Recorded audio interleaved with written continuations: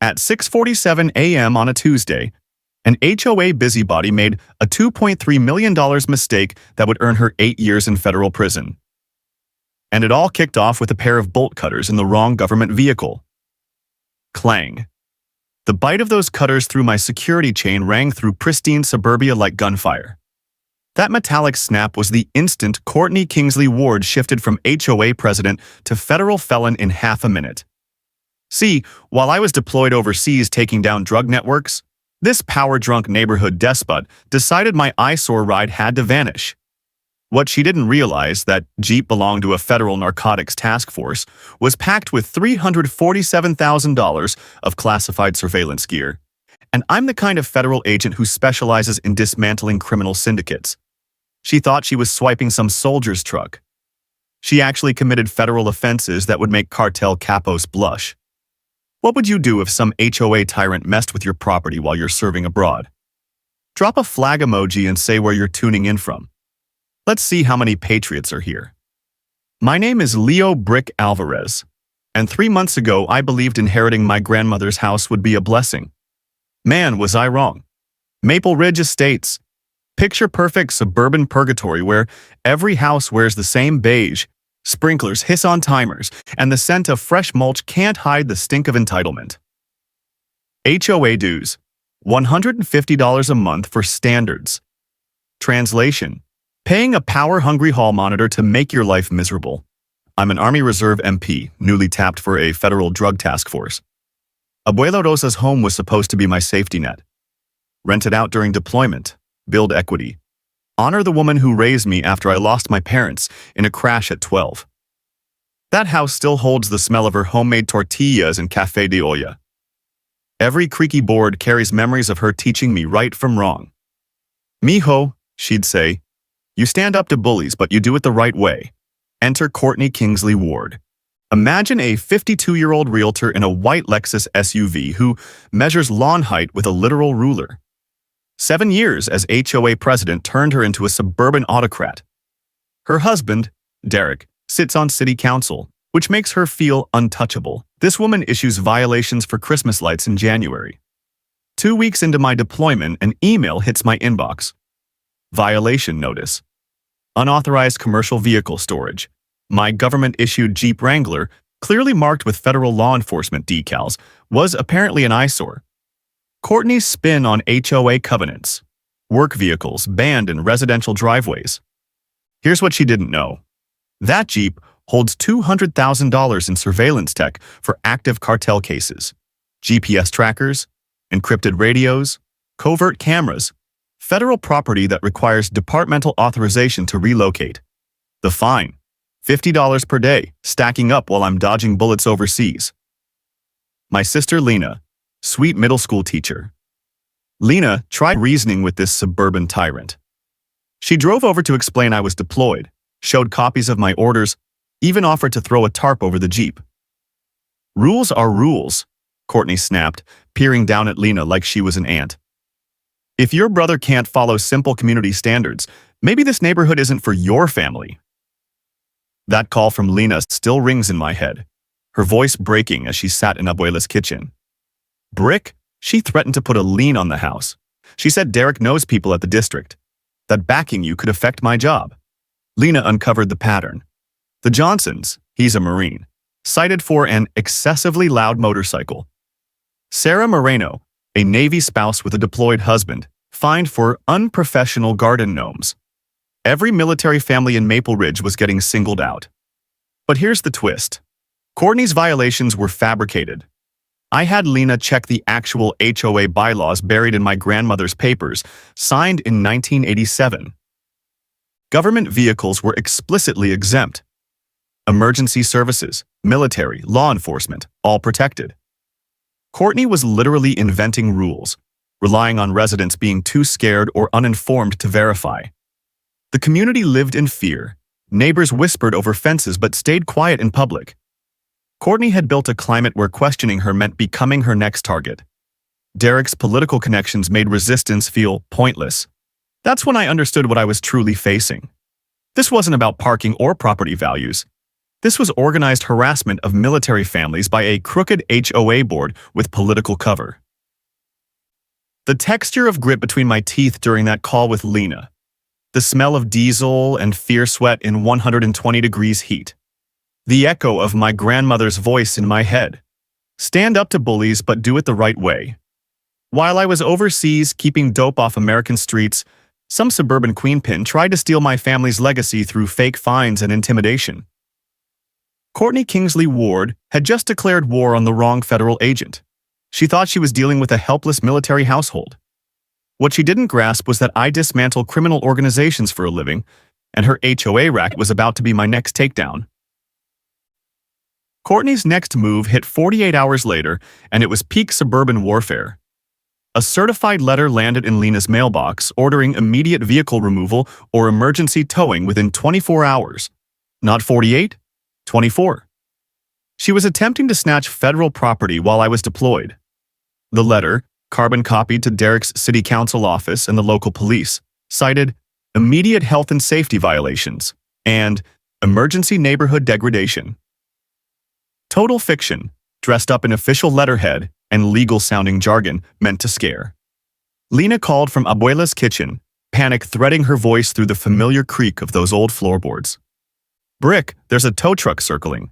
The driver keeps eyeing your Jeep like he's casing it." The scent of Abuela's vanilla candles couldn't cover the smell of fear in my sister's voice. This was psychological warfare, cul-de-sac style. That's when I threw my first counter. I reached out to JAG, Judge Advocate General, the military lawyers who chew up constitutional violations for breakfast. Staff Sergeant Dana Brooks skimmed my file once and her expression shifted from professional interest to righteous anger. "Alvarez, this woman just threatened to remove federal law enforcement property. That's not an HOA issue. That's a federal felony." Here's what most people don't know. The Service Members Civil Relief Act doesn't only shield service members from contract disputes. It explicitly bars harassment of deployed personnel's property. More importantly, my Jeep isn't just mine.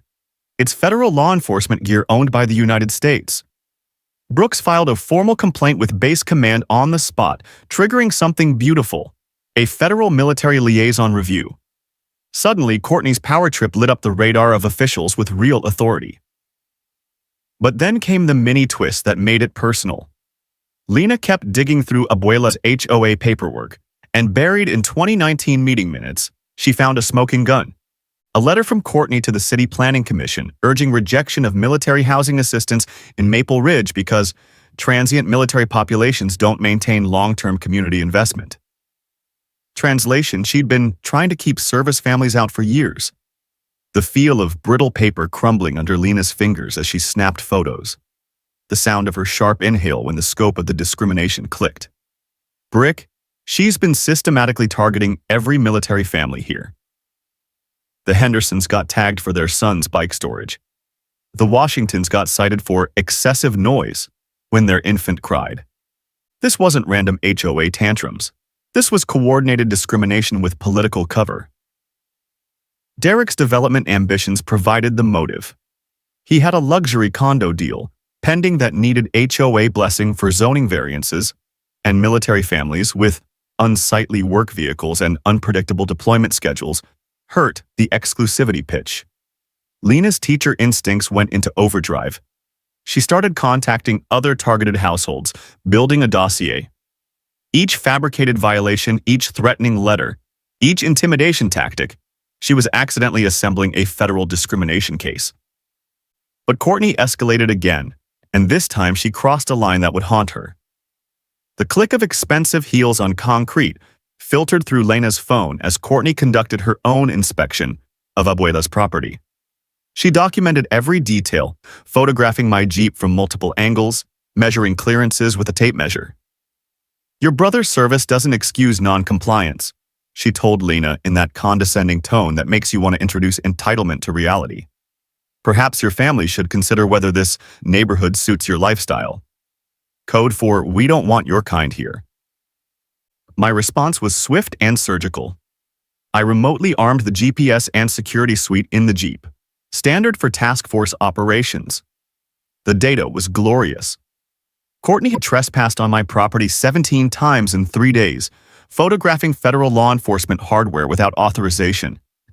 That's not just harassment. That's flirting with espionage. When my task force supervisor, Captain Sloan Park, learned that a suburban HOA boss was surveilling federal drug enforcement equipment and threatening military families, her reply was perfectly direct. Alvarez, how quickly do you want me to make this woman's life complicated? Courtney's next move was pure desperation wrapped in false authority, and it nearly destroyed my family. 3 days after Jag filed the complaint, she hired Guardian Enforcement Services to patrol the community for compliance. 2 guards in a white SUV with security splashed on the doors, circling every hour and photographing my Jeep like it was a bomb threat. But that wasn't the real danger. It was what they told the neighbors. Lena called me crying, her voice breaking through the static of a desert connection. Brick, they're saying you're dangerous. They're telling people military vehicles in neighborhoods pose security risks. Mrs. Parker won't even look at me anymore. The sound of my sister's sobs mixing with desert wind made something cold and heavy settle in my chest. These people were wrecking my family's reputation while I couldn't protect them. My counterattack had to be surgical, even from 8,000 miles away. I reached Captain Park during my next comm window, explaining how private security was surveilling federal task force equipment. Her answer wasn't what I expected. Alvarez, if we hit too hard, we validate their claims. Let them hang themselves. The next twist came from my Jeep's built-in systems. Federal task force vehicles are loaded with sensors, motion detectors, infrared cameras, GPS trackers, automatic image capture within 15 feet. The footage chilled me. Courtney wasn't just documenting violations. At 1:43 a.m., she was caught peering inside my Jeep with a flashlight, snapping pictures of the dashboard, even trying the door handle. She was attempting to access classified equipment. Worse, she wasn't alone. The video showed her directing the guards' attention towards specific hardware as they photographed every piece. Lena was paying the price. Parents at her school started whispering. Her principal called her in to discuss community concerns. The chalky scent of fear filled her voice when we spoke next. Brick, they're ruining my career. Courtney told the PTA that military families bring instability. They were branding me a threat, classic discrimination cloaked in safety. But Lena's teacher instincts struck gold. She recorded everything. When a guard cornered her at the grocery store claiming, "Your brother's vehicle contains equipment that could endanger residents," she replied, calm but fierce. "Are you implying a deployed federal agent is a danger to Americans?" His response, "Military personnel sometimes bring problems like PTSD or weapons," became evidence in a federal espionage case. Captain Park made one call that changed everything.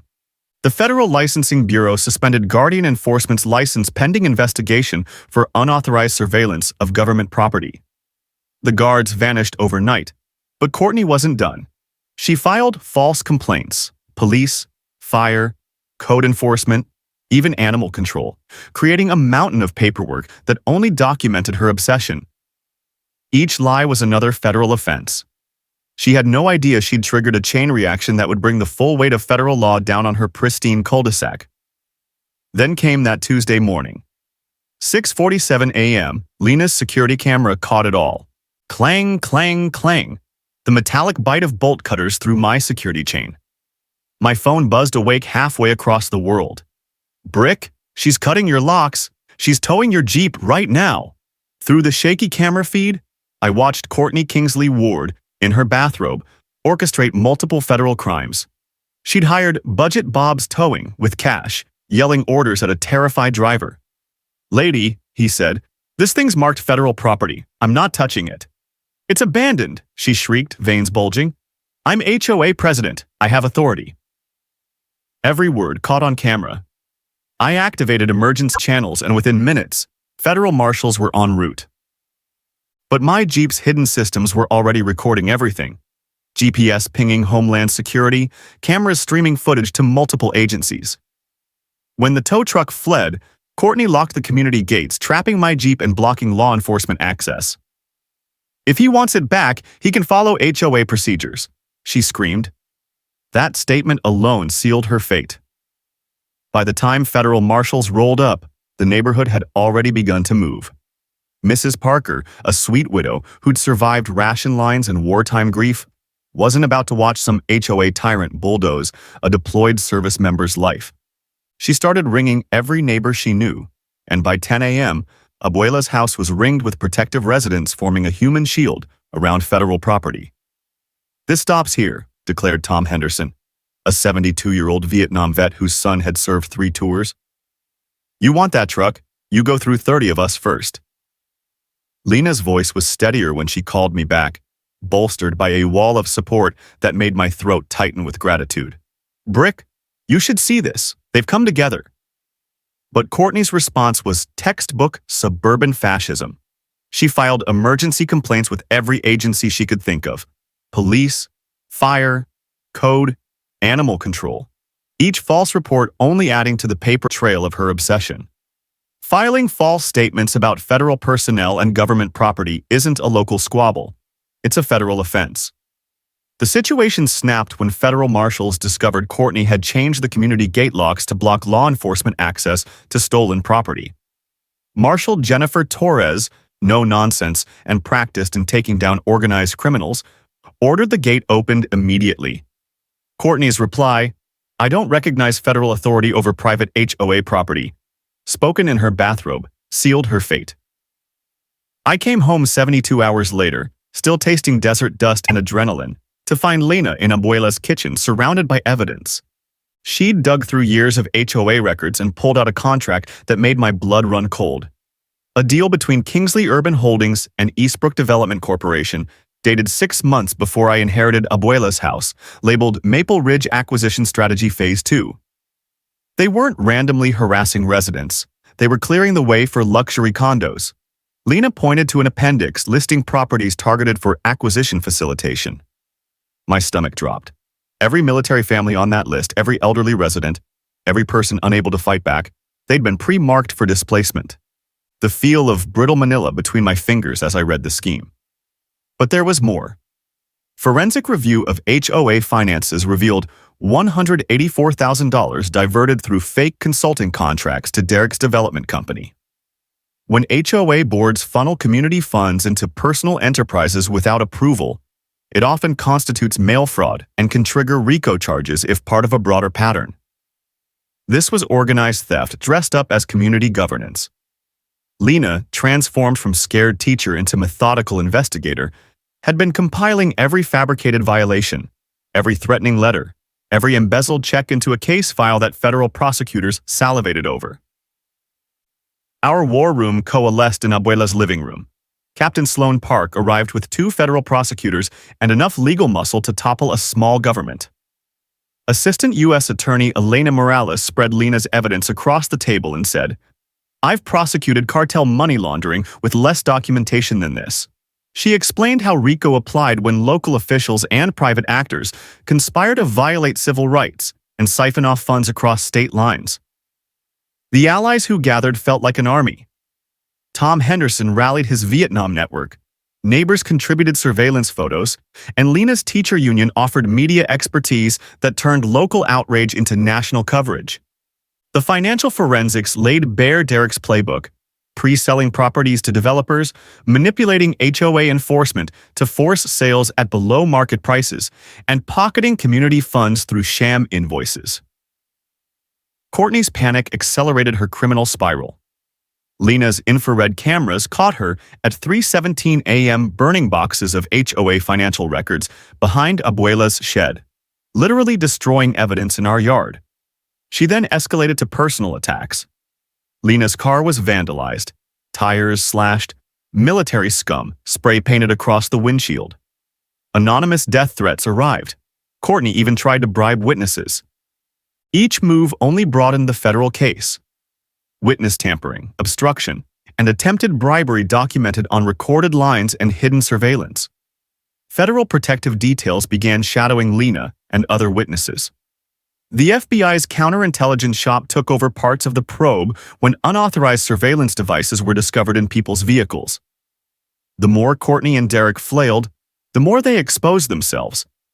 City council recordings revealed Derek pressuring the police chief to ignore military complaints, evidence of civil rights conspiracy. When federal agents served search warrants, the mayor and Derek's political allies scattered like rats, and Derek's development empire began to implode under the weight of indictments and media scrutiny. The public showdown arrived in the Maple Ridge Community Center, packed beyond capacity with federal agents, reporters, and families from 3 states. Lena spoke first, no longer the hunted teacher, but a national advocate backed by prosecutors and congresspeople demanding reform. The U.S. attorney detailed charges: theft of government property, conspiracy to violate civil rights, embezzlement, witness intimidation, and obstruction of justice. When Marshal Torres read the arrest warrant and snapped handcuffs on Courtney, the room exhaled.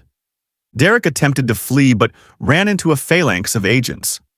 What started as petty HOA governance had morphed into an organized criminal enterprise with interstate reach.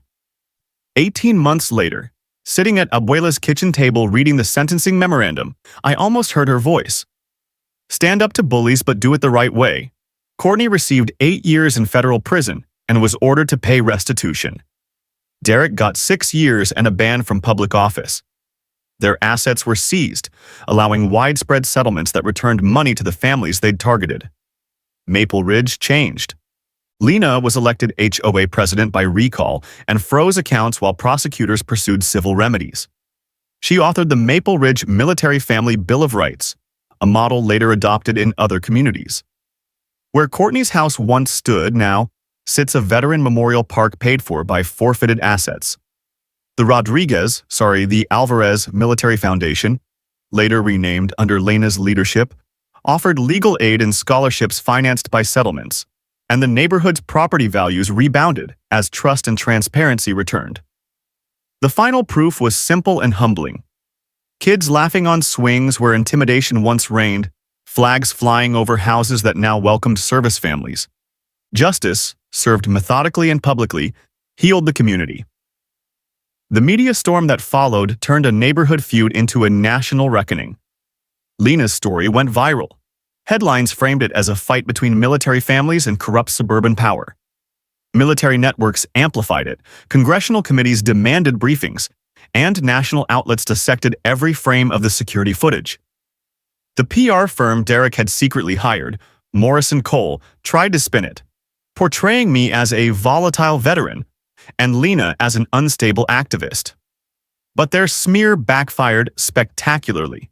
Every false claim became evidence in the civil rights case. Every paid narrative another thread in the federal RICO investigation. Morrison Cole's own records, obtained through subpoena, exposed how they'd coordinated with HOAs in 3 states to craft community risk policies targeting military families, turning localized abuse into an interstate conspiracy. That discovery transformed everything. Federal prosecutors reclassified the Maple Ridge case as a model for organized civil rights violations. Congressional representatives cited it in hearings on veteran discrimination, and suddenly, this quiet suburban cul-de-sac had become the epicenter of nationwide reform. Lena didn't just survive the harassment, she evolved into a national voice for military family rights. Her footage and evidence methods were incorporated into FBI witness training. The Rodriguez Foundation, renamed the Alvarez Justice Initiative, provided free legal aid to service families across the country. The irony wasn't lost on me. What began as one woman cutting a chain with bolt cutters had grown into federal legislation. A year later, I stood beside Lena at Maple Ridge's first Freedom Day celebration. Hundreds of families gathered in the new Veterans Memorial Park built from the forfeited assets of the ward's estate. The smell of barbecue replaced the stench of corruption. Children played where intimidation once thrived. Veterans raised flags over lawns that no longer needed rulers to measure grass height. Mrs. Parker, now 91, cut the ribbon with tears in her eyes. "Your grandmother knew you'd do something special," she whispered. "She just didn't know you'd save the whole neighborhood." That night, as fireworks painted the sky, I looked at the community we'd rebuilt. Homes once ruled by fear now thrummed with laughter and freedom. Lena, arm in arm with her husband, Captain Park's brother, smiled across the crowd, her eyes reflecting everything we'd fought for. Abuela's kitchen light glowed softly in the distance, the same table where we once planned countermeasures now serving as headquarters for justice. The Tank Rodriguez Act, renamed the Alvarez Service Protection Law, had passed unanimously, mandating financial transparency for HOAs and criminal penalties for harassment of military families. The greatest victory wasn't legal or political, it was human. Every morning when I see the flag waving over Maple Ridge, I remember the metallic clang that started it all. One act of arrogance exposed years of corruption and ignited a movement that proved the simplest truth. When good people unite and stand their ground, even the most entitled bullies fall. Justice served, community healed, freedom restored.